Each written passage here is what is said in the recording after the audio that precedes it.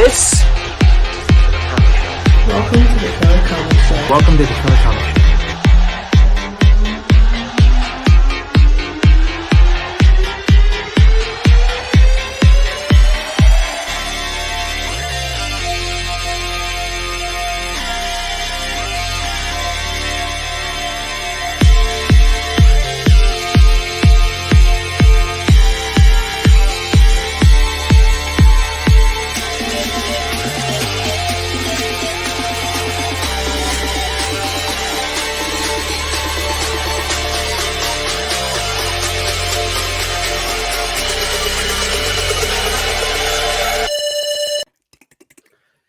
Yo!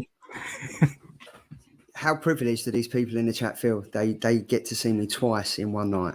How great is that? I get to see you twice in one night. Fair play. They do. Tom, you are honestly a man of the people. You're a fireman. You're out doing stuff while I'm sitting here doing digital stuff. Yeah. It was great. It was great. So massive shout out to everyone in the chat that was over on the 8 o'clock stream with myself, Rich and Zach talking to the guys of digital and how much they've smashed it. While we was live on the show, 6 minutes into the show, they went over their Kickstarter total. So they've hit 100%. Oh, awesome. So issue number 3 is fully pledged and it's going ahead. What a way to start a show. How are you doing, mate? It's been a long time. I feel like I haven't seen you for about a month. I'm good, mate. I'm ever so sorry that I missed the digital thing. I was super excited. I've written down a shitload of questions I wanted to ask. I am really sorry that I missed out on that. I'm gutted. I love the whole digital thing, and I hate letting people down. So, apologies for that. I've been all right, mate. I've not seen you for. Actually, I probably haven't seen you for about 3 weeks. 4 weeks. 4 weeks. I think it's about 4 weeks. Yeah. Madness. Absolutely madness. But Andy's done well keeping the show going, mate.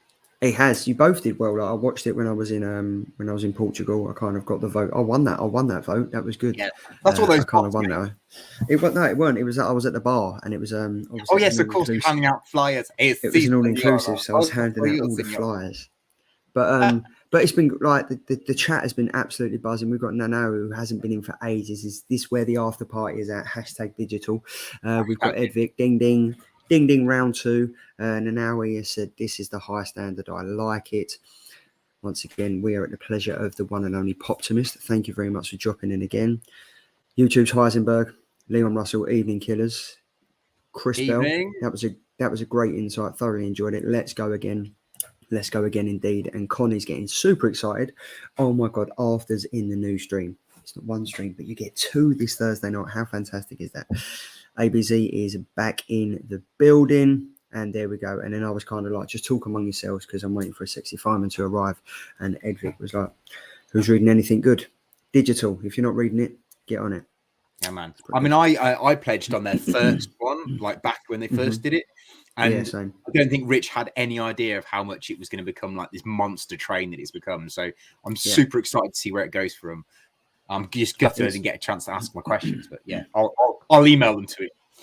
No, definitely go for it. And then we've got Mr. Zan. Oi, lads. I just want to give a massive shout out to Zan quickly because you see my CGCs behind me. I received my stands. I received these raw comic stands as well. Even though Royal Mail put the wrong postcode on the delivery note, I still managed to get them. And if you haven't got these yet, head over and buy them because they're 3D made by him and they're fantastic and they do the job, splendid job. So thanks, mate. Here we go. So Tom, I know that you are busy saving lives and helping a woman cross the road and potentially putting out a fire now again and getting cats down from trees. Have you had the chance to pick up anything new? No, do you know what? I have a bill that needs paying. And I haven't paid it, so I've not received any books. Galactic are kindly holding on to them for me at the moment because I haven't had a chance to do it. So no, I think me and you are in the same boat. I've just got a message off John. It's just one of those things. I've just been so busy and keep forgetting to basically pay the bloke. I will obviously pay him because I can. Yeah. But you're not getting your money. Yeah, you won't get no money. But it's another killer comic show. It's myself and you. We do this every single week. It feels like me, you, and Andy haven't been together for ages. It has been a long time. There is something special coming when we do all eventually get back together. Yes, I'm quite excited. to show. Yes. Yeah, I mean, yeah, it has been so long, mate. I actually don't think me and you have been on a show for a very long time. No, we haven't. We haven't. But we can change that tonight. We can give, we're here, the mate. chat a fantastic show. You know, so it's the sexiest two parts of the Killer Comic Show. It is, and the glue that holds us together, Andy, is out and about with his missus tonight. So it could all fall apart at the seams, but it'd be fun if it does, wouldn't it? Yeah. Oh, so let's. Do you remember when we first did it? Like, go back. When me and you first did it, and it was like Calamity Jane. The internet was going out. Nothing worked. It was awful. It was awesome, and I've got to say, I'm so glad that Martin Simcox has joined, because he just posted a comment on the 8 o'clock stream saying, "Oh my god, I'm gutted, I missed it. Absolutely annoyed about that." But then I just dropped him a sin. Get your arse in gear, head over. We're back on again. So evening, gents. Great news about digital. Gutted, I missed the live show. Thought it was 9 p.m. We'll watch it later. There we go. And it goes. That reminds me, I need to pay the window cleaner. Yes, you do. And Tim, the Hobgoblin, is back in again. Evening, you sexy beast. And there we go. And ABZ. Just heading out, guys. Back in about 15 to 20. See, I'd scheduled him to come and get you, Tom, but you're already here. But I think he's still hashing out. And he said, "Hulk, smash that like button." Talking about Hulk smashing that like button, Connie, cover your ears, because we've got a quick intro for you.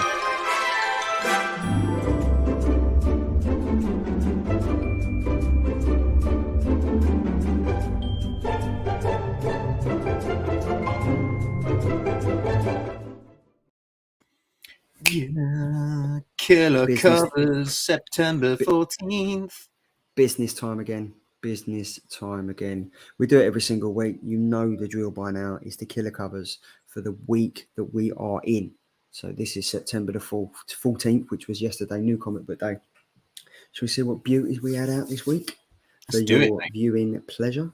So up first, we've got Andy. He's gone with a DC comic. I'm liking the way Andy keeps picking these DC comics, man, because the Perpetual has got an eye for a good-looking comic. And this week he has gone for Batman vs. Robin, issue number 1, and he's gone for cover B, the Joshua Middleton card stock variant cover of the one and only, the sexy, the mystical, the magical Zatanna.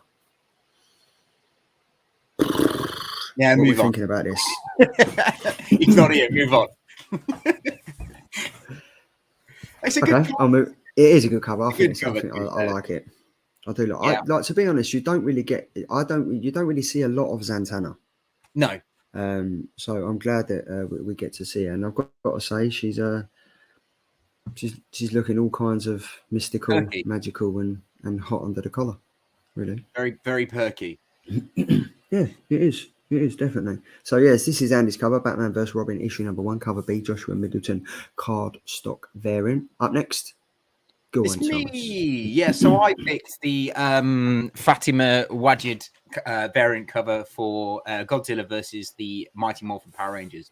I like this cover, not just because it's a really well-drawn cover. I just like it because it reminds me of my own childhood, about how you would get your action figures and you'd play with your friends and you'd get together and you would, hash it out and you pretend all these things. Like, you'd actually pretend that Godzilla would be fighting the Mighty Morphin as if they've now made a comic book about it. I mean, that's pretty cool. So I just like it for the nostalgic version of it. And I also like that if you look at the girl with the green on her head, she almost looks like a Mario brother. She almost looks like she's a throwback to Luigi. It is. So I just like it for that, really. Do you know what? I'm really glad that you picked this one, because obviously sometimes we go for style over substance, and we go for, I don't know, we might go for an amazing cover and we think, yeah, this looks great, but there's thought behind this, and I love it. Honestly, you've definitely got my vote. I think it's great, because I kind of do this now with my kids. I kind of sit there looking at them while they're playing with their toys, their Transformers, their superheroes and stuff like that. So. This is quite a sentimental cover you've done here, Thomas. So yes, well done. It reminds me of my childhood, mate. And it's literally why I got into comic books, is because I was, playing with toys and coming up with my own stories and things. And then I discovered comic books where you could read stories about these characters that I had toys of. I mean, Transformers and Ninja Turtles. No, actually, sorry, Transformers started off as a toy line that then became a comic book, whereas Ninja Turtles was a comic book that became a toy line. But same sort of premise, and you kind of it's just really nostalgic for me, and I love it. I just thought it was really cool. And you don't really And often see books like this. No, you don't. And Connie has just said, thank you for the reminder. I'm in Tesco's getting some beer and pizza, so the headphone warning is always helpful. Nice. We don't want no burst eardrums. No, we don't. And Zan What has pizza? said, What beer? yes. Charlie, am I seeing things, or are you only using one leg for each of the slabs? You are correct, because I wanted to get 4 slabs out. So I decided to utilise the wonderful CGC stands you sent me. And they balance pretty well on one leg. So I could be onto something. I could have given you a brainwave. So yeah, you can get more money for your buck if you crack on with that. So yeah, we'll have a talk after. But yeah, I love this. I love this Godzilla vs. the MMPI issue number 5, cover B by Fatima Wade variant. I'm going to go with that. Wade. Yeah, I think it's Wade. Wajid. Wajid, why not? I've gone for Daredevil issue number 3. I've gone for the Kaare Andrews variant B. Now, I've gone for this because I've recently started reading Chip Zdarsky's first run of Daredevil. I'm up to issue number 22, I think it is. Fantastic. I was only really a fan of Daredevil when it was on the TV show. Didn't really follow him before. Absolutely loving it. It's my go-to book now. Like, I'm picking it up. I'm reading it every week. And this is obviously issue number 3, so I've got a lot of catching up to do. But the artwork on this is fantastic. Like Elektra, Daredevil, what more could you want? Like the electric coming off of his foot when it's hitting the rain. It's fantastic. This is a winner chicken dinner. There we go. And look, it's literally like one mind. Winner chicken dinner. This looks awesome. That is that Daredevil. You've got a fan. Sick. I've got 2 fans. I have got 2 fans. But yes, but so I've got yeah. What do you think this? Do you know what, mate? Like, I do like Kaare Andrews' artwork, and I think this is brilliant. I just think he's a bit overrun at the moment. He's on a lot of stuff. Mm-hmm. I see his artwork everywhere at the moment, and it's quite aggravating because he's a really good artist, and you need a break from certain artists. It's like Peach Momoko. I like her work, but her artwork's shit on everything at the minute. Mm-hmm. But yeah, I mean, I'd like this particular cover. I very much like. I like the idea that I like the way that he's done the kind of speed lines behind Daredevil. So it looks like he's just dropped into position. So I quite like that. I like the blurred lines. It looks like he's dropped into position. I like that. It's cool. So very effective. It is very effective. I think it's great, and that's right. Yeah, look, it's not a fan. It's one of his bots. There we go. Thanks for that. Thank you. Mate. Thank you very, very much. So moving swiftly on, we've got the 3 covers. We've got mine, we've got Tom's, and we've got Andy's. There we go. So let's do what we do best. This is the Killer Comic Show, week number 36 review. So new fans of the show will realise that we are in currently week number 37. We review comics from a week before, so it gives you time to read, catch up, and if you haven't done that already, it's not a problem. There's spoilers in the show, but we're giving you a week's grace. So if you ain't up to date by now, oh well. So every week we choose 4 comics, and on the community tab on a Friday morning, we whack these comics up and we leave it down to you, the viewers, the fans, the supporters, to vote what comics you would like us to review. The top 2 come through. This week it was E-Ratic. 2 come through. That's it. There we go. This week it was E-Ratic Recharged, issue number 1 by AWA Upshot, which I believe, Tom, was the comic of your choice. It was, mate. And I went for the Boogyman, issue number 1 from the fantastic Ablaze. Let's jump straight into it. Up first. There we go, Tom. Okay, so my choice was E-Ratic from AWA Upshot. I don't know if anyone in the chat has read the first story arc of E-Ratic. It was really, really good, and it was one of the first books that Not Quite Mint got behind. It was one of our first exclusives. The first issue of this one, we had the John Boy Mayers version, cover A and cover B, which actually have gone for quite a lot of money recently, which is quite nice. So this is a follow-up from the first series. The main character, whose name I should have brought my notes with me, but his name is completely gone. But the main character, he's moved on. He's now kind of going to high school rather than where he was beforehand. So it's all about his life going forward. He's got a girlfriend this time round, and it's kind of looking at the Void, who's the bad guy character that you kind of meet in the first series, and it's kind of about what he's going to do about the Void. So yeah, this kind of comes off of the back of the first book. written by Kaare Andrews and artwork by Kaare Andrews, which is pretty cool. I'm going to let you review it first, Charlie, because I'm slightly biased, I would say. Okay, so I didn't read the first arc. So Did you not? I'd heard so much about this comic. I mean, I love the whole premise of it, that his superpowers don't last forever. So he's kind of like, if he's going to act, he's got to act now. I am so into this character, Tom. This was such an enjoyable comic. There's so much going on. There's so much action. The color work, the panel work, the storytelling of this is just batshit crazy. I mean, you look at that panel on the right-hand side. There's so much going on, and even in the middle, there's so much going on. But it just grabs your attention from every single angle. The whole premise of the story is fantastic. Superhero can't use his powers forever. If shit goes down and he's already used his powers, that's it. Game over. And it's just the fact that he's re-energized, he's recharged, he's in a new chapter in his life.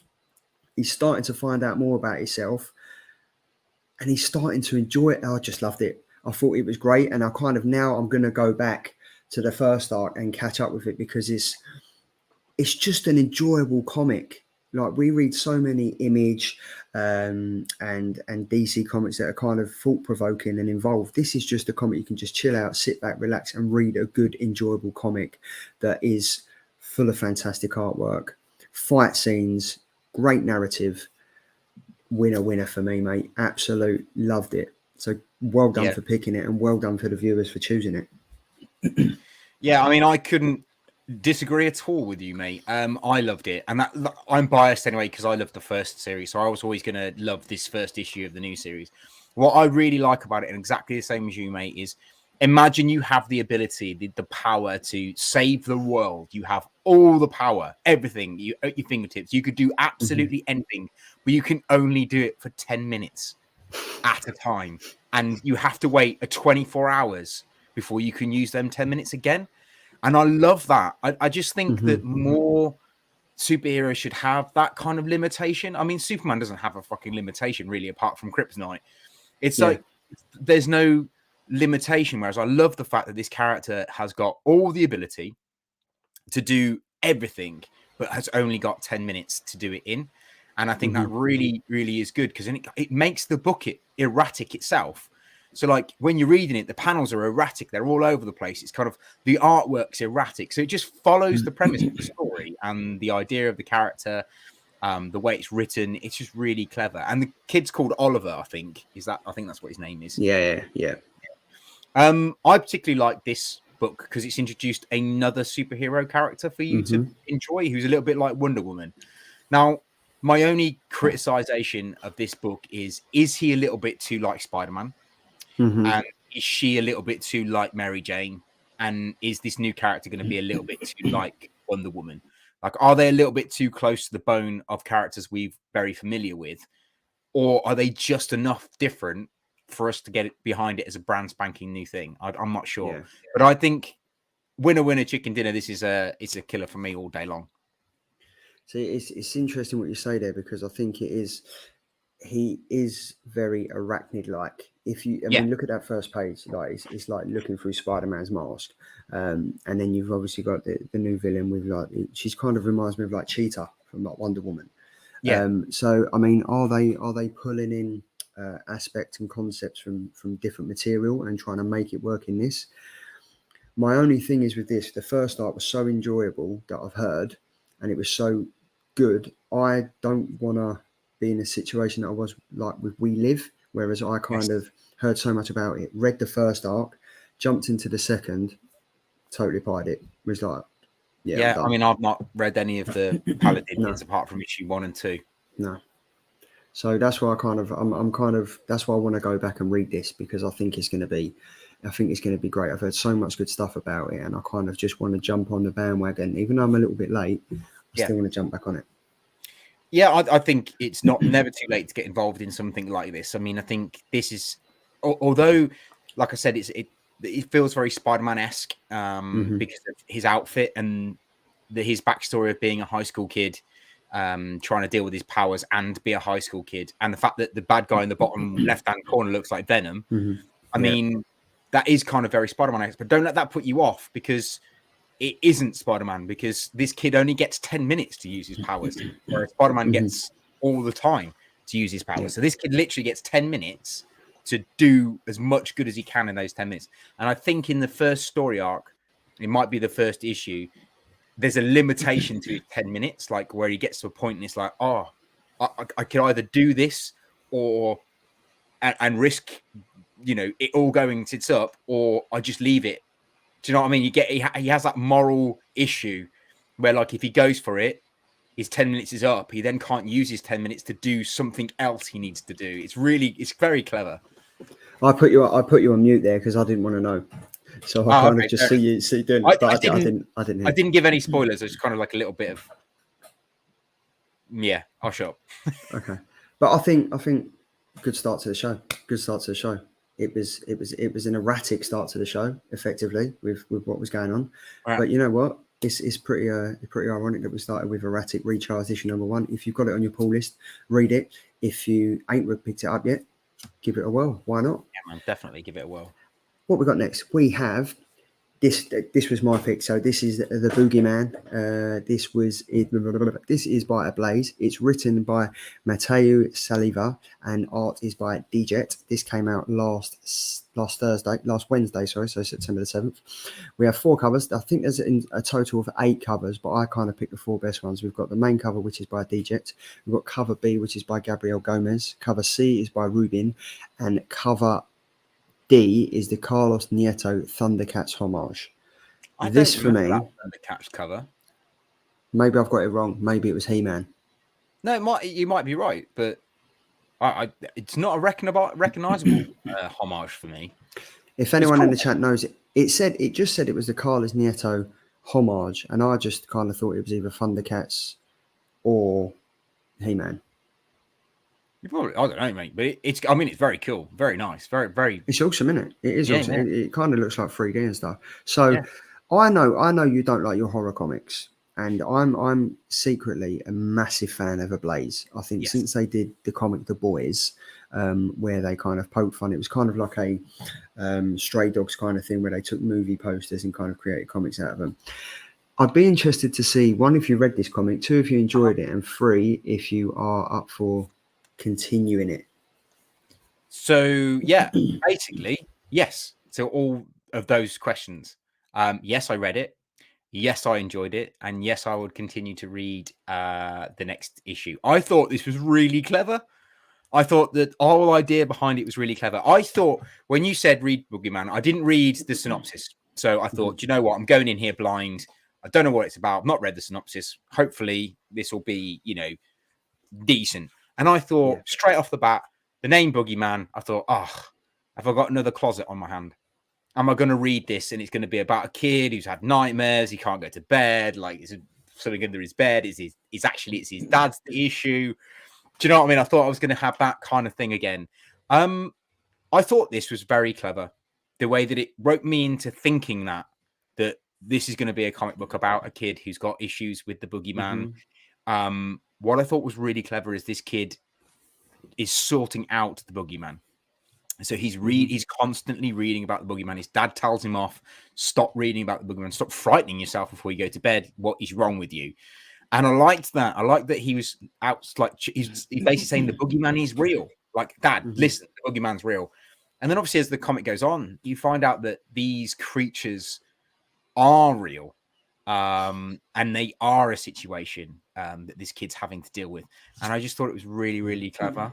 I liked how you'd got some bad ones and you got some good ones. And I thought the story was really, really good. I can't knock it. My favorite part, though, is definitely the bit where that bloke's like, I'm going to go in there. She's like, go in there and hammer the dad to death with your hammer. And he literally goes in and does the deed. It's like, okay, I didn't realize he was just going to go straight in like that. This is it. And I mean, it started off so innocently. Like, it just started off with a little kid drawing, and obviously, like, you can tell he's in like an asylum or something's happened to him, and he's in like social services and stuff, which is the first panel on the left hand side. But then 3 or 4 pages after that, you kind of understand why he's there, and what he's doing, because he's kind of gone inside himself and he doesn't really know how to express himself, because the last time he did, something bad happened. Oh, this for me, this had so many perfect little Easter eggs about it. Like, I mean, you've got instances where one of the boogeymen opens the door and it kind of just, I had BFG vibes all over it. Yes. Yeah. There were so many BFG vibes over it, but then I also had Something is Killing the Children vibes. I had something like some The Closet vibes, because in one of the panels, the murder scene with the hammer happens at the end of the stairs in the kitchen, which is similar to what happens in Something is Killing the Children, the new run. The BFG, when they're just like skulking and just thinking about like eyeing up the house and stuff, there's so many perfect little nitpicks in this that were just amazing. And I think Ablaze have really done something here that I haven't seen be done in a while. I mean, the boogeyman, like, kids are scared of the boogeyman. Yeah. Kids are scared of him. They don't want to talk about it because they potentially think it's real. And this kid has kind of gone through that wall and thought, yeah, I'm going to talk about it. But then he's gone back in himself now, and he's not going to talk about it because the last time he did, his parents died. Yeah. And it was just this middle panel here where she's like, oh, are you going to go in? Like, she might open the door in her nightie. Think of all the things you could do to her. Yeah. And then he doesn't move. And then he's like, and then she's like, okay, well, why don't you take your hammer and go hammer his head in? And it was just literally, the change of pace was done so swiftly and so smoothly. I was just like, whoa, didn't see that coming. But I was like, right, let's go. Do you know what's really creepy about this book, which I quite liked actually, is the fact that the artwork is really childish. Like it comes across like a children's animated show, but it's so not that. And I really like. I mean, me and Andy and yourself have spoke about this before with the paneling of things. I really like the set out of the paneling in this book and how some of it is implied what's happened, rather than you actually seeing what's happened, because you don't see the dad get bludgeoned to death with the hammer, but it's implied. And then a little bit later on, you see his body on the floor, like you do in the right hand panel. But just before that, you don't see anything. You just see the kid come down the stairs shocked, and his dad's tucked around the corner. So he doesn't see what's happened to his dad. He just knows that's what's happened. And you're kind of playing the part of the kid going through the same motions and stuff.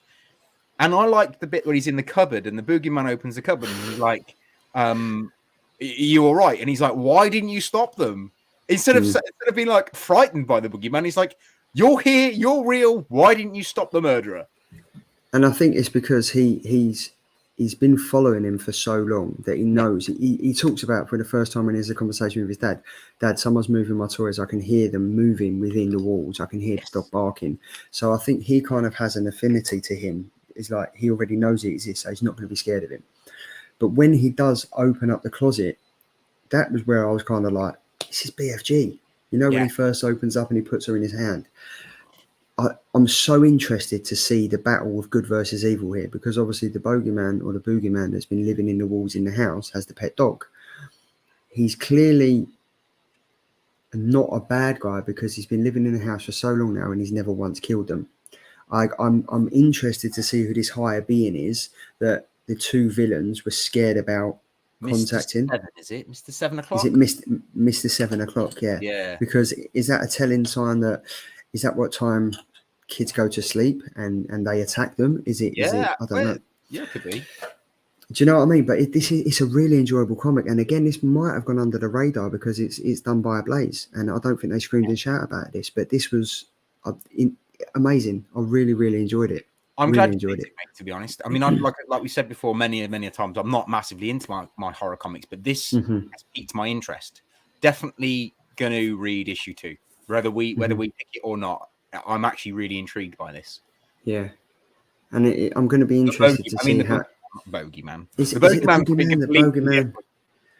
Bogeyman. Bogeyman. But I'm interested to see the partnership and how the relationship grows between the kid and the Boogeyman, because it's the way it can just turn on its head and becomes violent and then quite placid and subtle is interesting. That's a comic book well done, in my opinion. Definitely, mate. So yeah, that's it. Connie, if you're still in Tesco's or Aldi or wherever you're up to at this fine Thursday evening, cover your ears. Circle.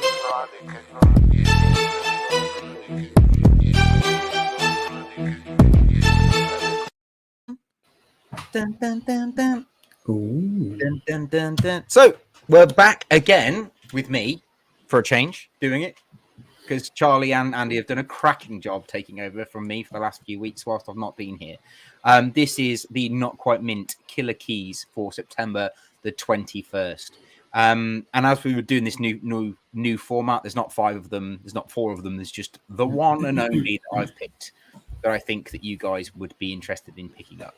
So I have gone for the Edge of the Spider-Verse issue 4, and it's a key because it's the first appearance of the Spinster, and who is a brand new Spider Princess style character.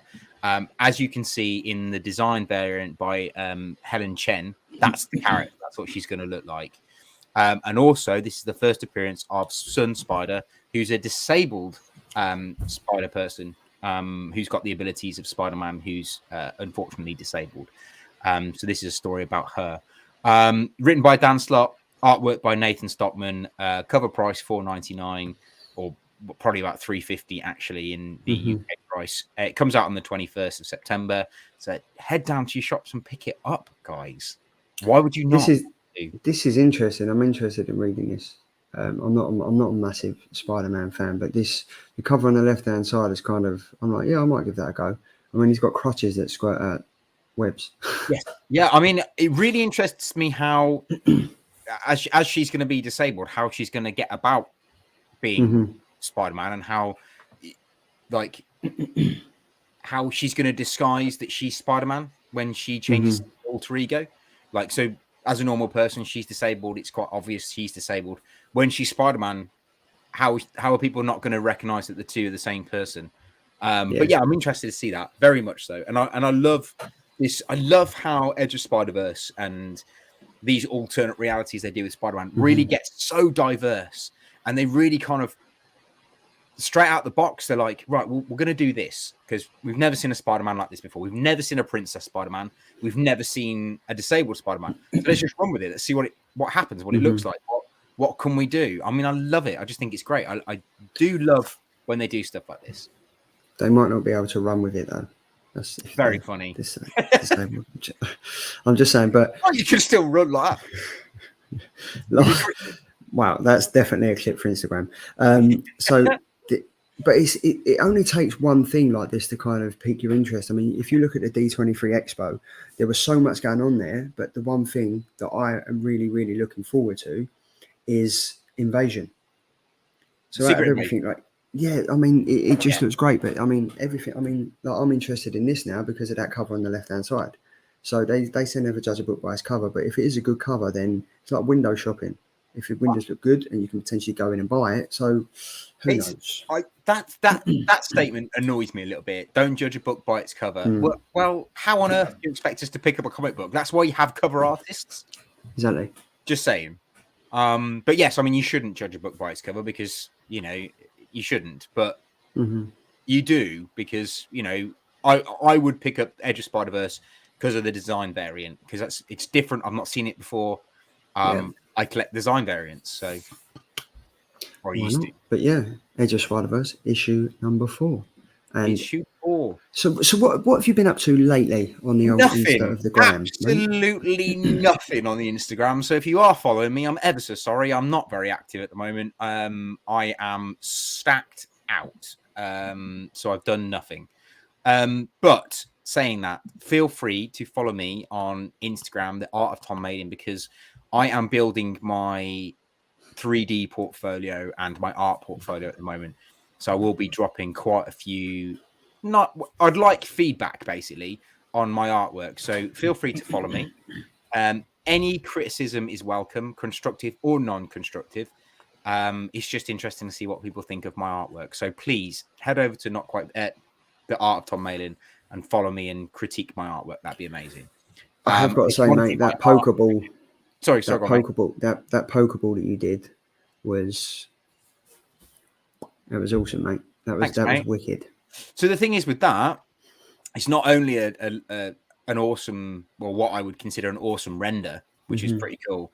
That Pokeball is fully 3D printable on a 3D machine, and it will open and close because I built a clasp in it. So I've designed it with a clasp. So I've got a technical drawing of how it all goes together. So it's big enough for me to put my Nintendo cartridges, my Switch cartridges in. That's what it's designed for doing, and then it's clasped all together.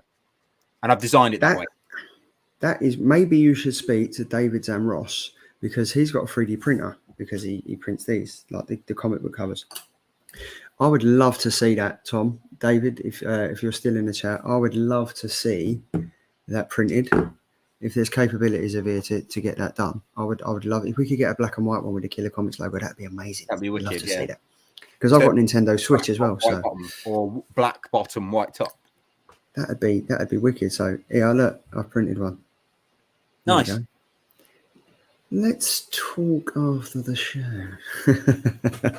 And if you want to see my comic book collection, I will be putting it up for sale on Not Quite Mint at some point. Yes.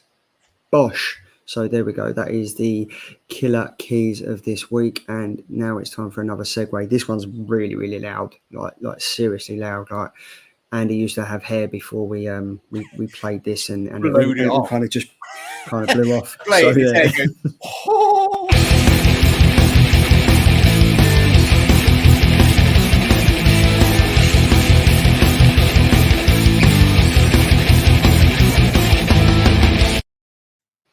What a segue that was. What an absolute segue. It's perfect, wasn't it? So Andy is obviously not here. I've got images now of Andy.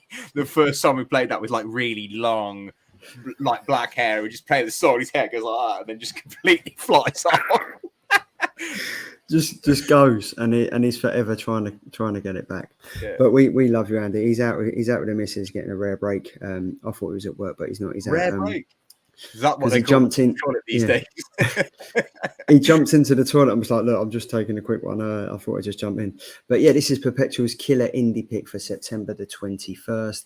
And he has gone with... You see, I nearly picked Vanish. And that's because great minds think alike. So obviously this has been hyped and hyped and hyped. Obviously, you've got Ryan Stegman on the art. You've got Donny Cates writing this. This is Vanish. So this is their creator-owned comic, backed by Image. Cover price of $3.99, so you're probably looking at about $3.50.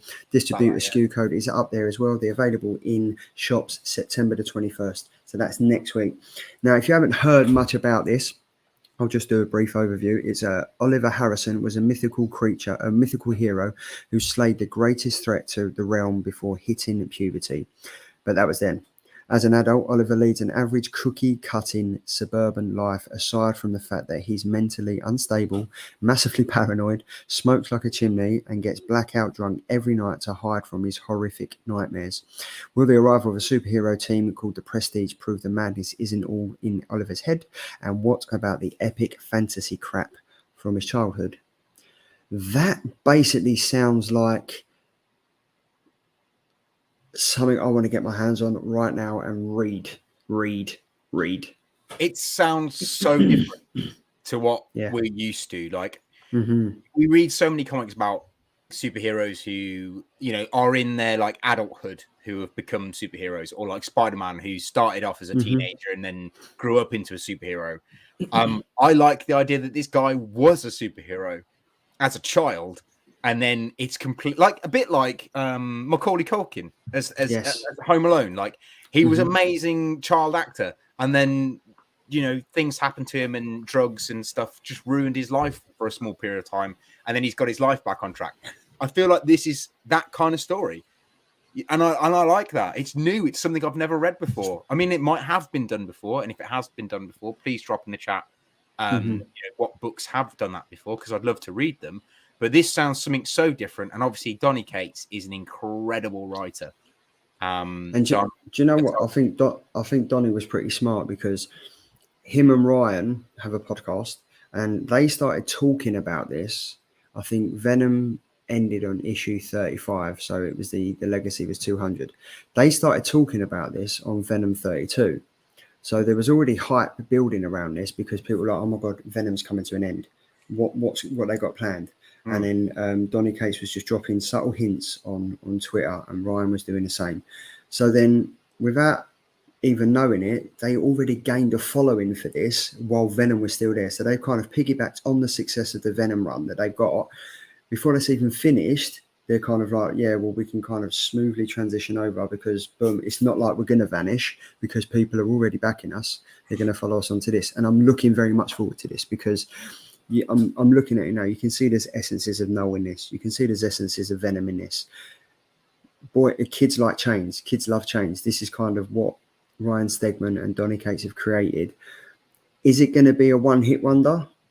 Who knows? Me and Andy were so overzealous about King in Black that just went to pot. Is this going to be another one-hit wonder where people are going to be like, oh, it's a cash cow, it's Donny Cates, it must be read, it's Ryan Stegman, it must be read? I doubt it very much, but there's always that potential.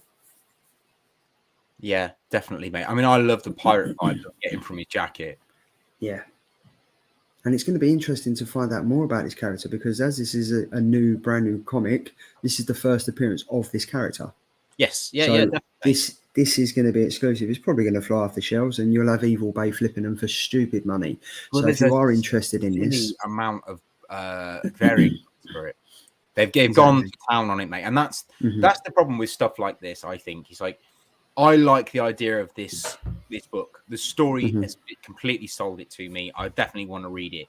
What really annoys me is the fact there's going to be 1,000,001 covers for people to collect, and it kind of it's going to saturate the market slightly, and then people are going to put the the decent books up for silly money, and it's a shame because those of us who want to read it for the story are going to get pinched.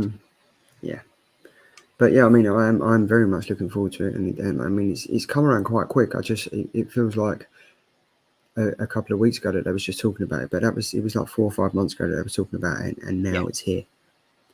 So yeah, Perpetual, Andy picked this one, and obviously you can follow him over on Instagram.com/perpetual.comics and Twitter.com/perpetualcomics. He's always got what he's picked up, what he's won, showing us his supermarket dash, his super comic stash.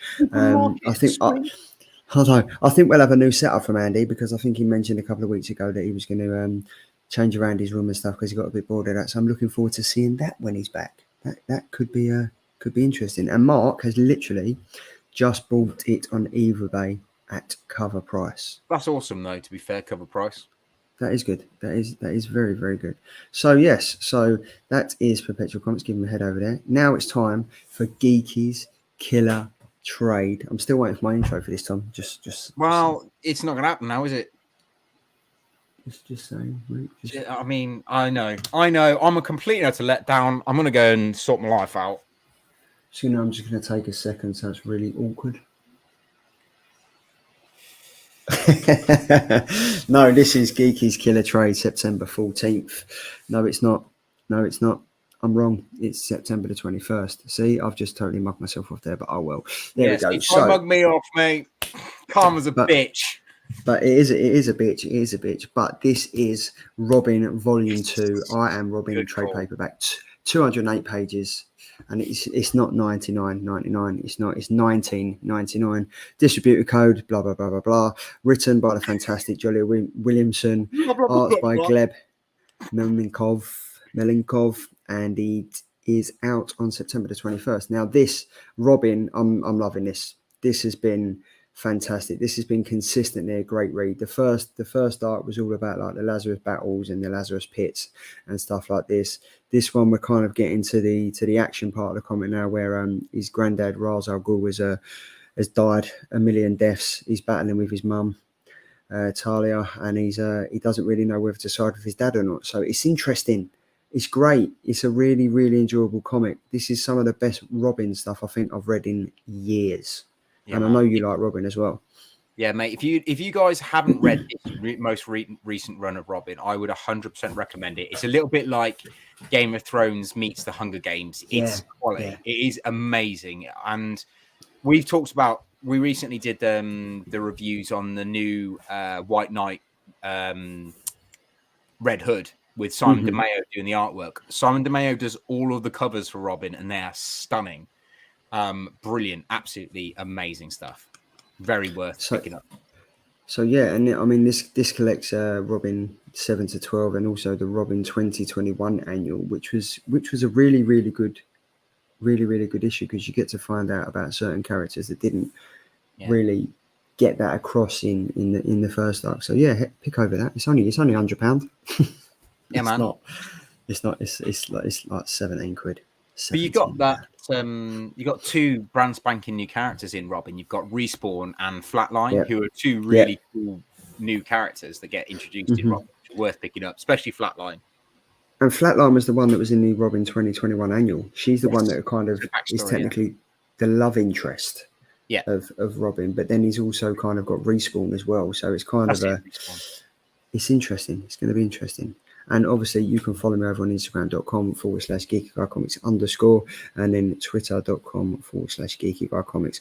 I literally have been so lapsed. I haven't posted anything on this. I'm kind of putting all my time between work and doing the Killer Comics. But yeah, I'm going to be posting a lot more of my stuff and what I like and enjoy on Geeky Guy Comics. That'd be cool. It'd be nice to see a bit more of like what you enjoy, not just the Killer Comic Show stuff, for sure. Yeah. And I don't know if anyone else follows you on Facebook or whatever, but if you guys don't know what Charlie does for a living, he does some amazing stuff. Like he posted today on Facebook, and I got to see it before I went off to work. And I mean, it's pretty cool what you can do, mate. So, massive shout out to Charlie and his skills. Cheers, mate. Yeah, I don't think I've ever told anyone what I actually do. So I'm not a creative Windows manager. So I basically sit at a computer, I design window concepts for retail stores, and then I come up with the designs. I come up with like the mannequin looks and stuff, and then I work with a team of installers, and I kind of put what I've drawn and what I've come up with into fruition, and it goes into the stores. And yeah, at the moment I'm working for Hackett London. I was with them for 14 years. From 2000 to 2014, and now I'm back with them again. And yeah, we've just smashed out a load of windows. I finished a 23-hour shift yesterday, or this morning at 5 o'clock. But yeah, it's worth it. It is worth it. But thanks for the shout out, Tom. Cheers, mate. It's cool. I mean, credit where credit's due when there's good work going on, mate. Thank you very much. So yeah, that's a bit about me. I didn't shine up to Terry Wogan's life stories, but here we go. Mate, if we're going to do life stories, let me just get my little red book out. What we got now, so this is the Killer Comic Show final order cutoff #KillerPick. So every month, or it's every Monday, isn't it, Tom? You know a bit more about final order cutoff than I do. Yes, so every Monday they release the final cutoff for you to get your orders in, and then you've got till the following Monday to get your orders in with your local comic shop, and that is it. That's your final cutoff. That's, you know, can't order anymore. They won't be printing anymore. So that's basically it. But you get given, there's a little code, like we've shown on all the slides beforehand, there's a little code you can give to your LCS, and they can find that code, pop it onto previews or Ring Diamond, give them that code. They'll be able to order it for you.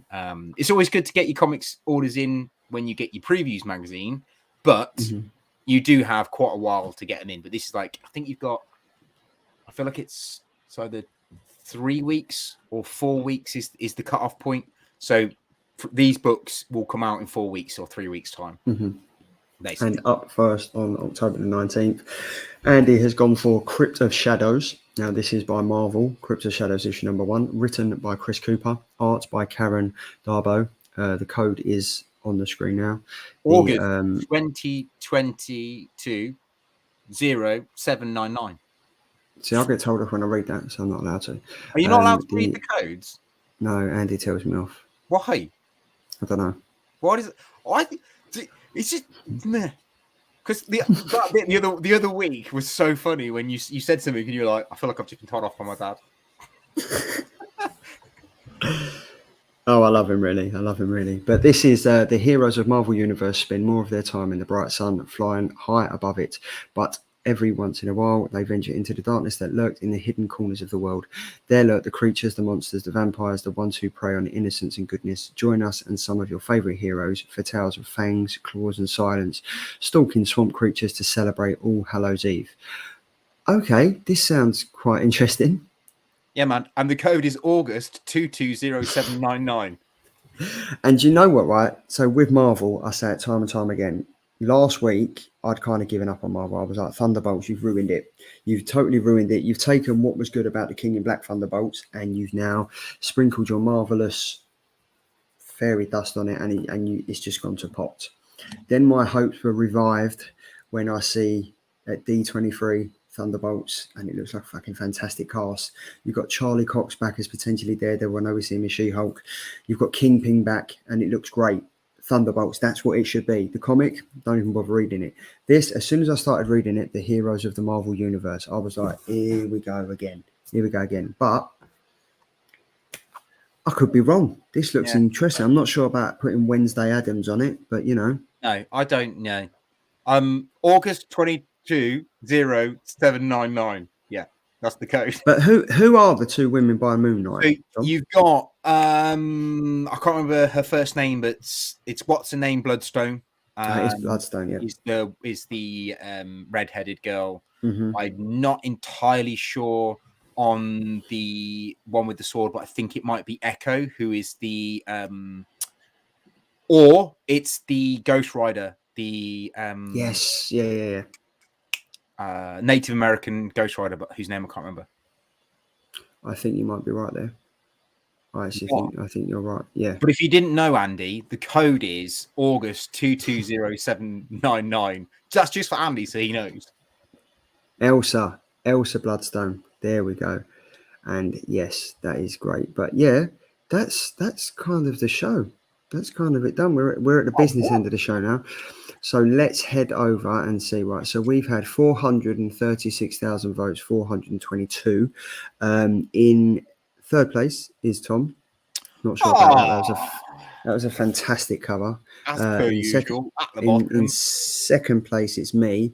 And in first place, with his bots in the toilet while he's out with his missus having a nice dinner, is Andy with 40% of the votes. So yeah, Andy, well done, mate. Well done. Credit where credit's due. But Tom, I really do think your cover was sensational. Will you be picking it up? Because a lot of us will pick the covers. I have ordered that cover, but mainly just for the nostalgic point of view. But I've got to stop doing that. I really have got to stop buying comics that just go in a box and don't do anything, because it just takes up space for me. I like to get them out and read them. I really need to stop buying the covers. But yeah, I mean, it seemed like a pretty short show, a pretty short show tonight. But that is because we are missing it. We are missing quite a section of the show. We're missing the Road to Thought bubble. Now, unfortunately, and we're also missing Andy's pickups. There we go. Yes, we are. But where I've been extremely busy, like yourself, I just didn't have time to do it. So next week we will be back in the saddle. We'll have the new Road to Thought bubble. We'll have the new intro for the Road to Thought bubble that Tom absolutely smashed out of the park. But yeah, so I'm looking forward to that. I just didn't have time to get it out today. Just did not happen. Yeah, but it is what it is. But anyway, so Andy won this week. Well done, mate. And he won last week as well, didn't he? He won the that we had the Sosa Micah. I mean, that's what happens when you've got loads of boxes. That's it. And he works in computers doing something. Exactly. So, yeah. There we go. This is the penultimate slide. This is the Killer Comics show sneak peek for next week. And what have we got? Next week's comic choices. We have 10,000 Black Feathers, issue number 1 from Image. We've got Silver Coin, issue number 14 from Image. We've got Mindset, issue number 3 from Vault. And we've got, I really, really hope this wins. Do a power bomb. Issue number 3. I love this. It's my favorite. This is honestly, mate, this series has got my golden seal of approval. If I can do it at the end of the year, this will be my golden seal of approval. Absolutely love it. But I mean, the Silver Coin. Did you read Silver Coin issue number 13? I don't read them unless you guys make me read them. So I think it was a messed up one, man. It was seriously messed up. Some of them have been hit and miss, and I've enjoyed the majority of them. But at the end of number 13, I was like, am I going to continue with this? But the two comics I really hope get chosen to do a Power Bomb and 10,000 Black Feathers, because that looks freaky as hell. It does. I'm not sure it's entirely up my street, but I do love the covers. They do look great. And there we go. Look, Powerbomb nailed on. And then Zana said, killer show again, lads. Thank you very much. No, thank you. Thank you to every single one of you that are here week in, week out, making our Thursdays go smoothly. Connie, great show, guys. Enjoyed the digital segment and the show. Thank you very much. And also, if you didn't get a chance to watch the digital show that we launched at 8 o'clock this evening, go over, check it out. Rich and Zach, they have created something that I reckon will be around for a while. It's a great comic, and it's fantastic. It's got some really good things in there. Check it out. It was on the previous stream at 8 p.m. And head over to like Facebook, give them a follow. Head over to Kickstarter. They've gone over their 100% quota for to get issue number 3 done, which is fantastic. And I'm just glad we could help them out as much as we did on the show to get them over that 4 minutes into the show. So yeah, it's great. We need to help these little companies and these little startups because they're doing stuff that Marvel should be doing, because some of the stuff that they're popping out is actually, quite frankly. Yeah. So yes, have you got anything to say, you sexy fella? No, you've just said it all, man. That's literally all I was going to say, but you've done it. Job done. And there we go. This is what I like to see. Cool show, guys. Have a good evening. Off to watch the digital show. Thank you very much.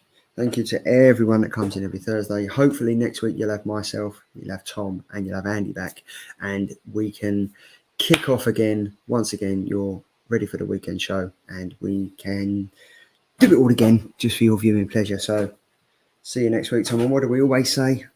Stay safe, stay sexy. Peace, people. See you later.